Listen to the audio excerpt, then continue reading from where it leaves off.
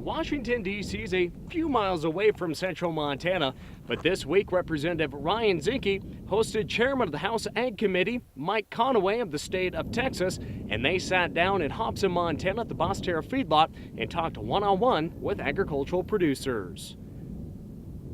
It's not a lot different in terms of what people are saying. Montana is unique in the sense that you've got weather issues, you've got rainfall patterns, heat patterns that are different than what I get to represent. But farmers are farmers, ranchers are ranchers, good, decent, hard-working people.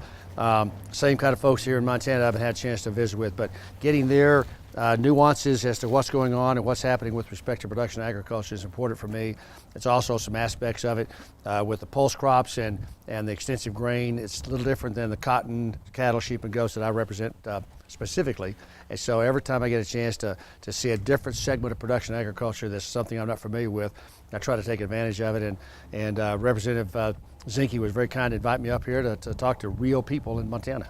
You know, it's incredibly important to bring the chair because within Montana, agriculture is not monolithic, and certainly state to state is not monolithic. So the Farm Bill's coming up, but it's important to start doing the groundwork now and having the chair visit with people that are in agriculture, that are behind the tractor, that are doing the feedlots. Today we were at the malting facility, you know, and looking at the aspects of Montana and the agriculture and the importance of agriculture in Montana. So it's great to have the chairman here, and the chairman also has jurisdiction over the Forest Service. So we have fires today. We're talking the woods and what has to be done. Fires in Hamilton and across Montana is still a concern.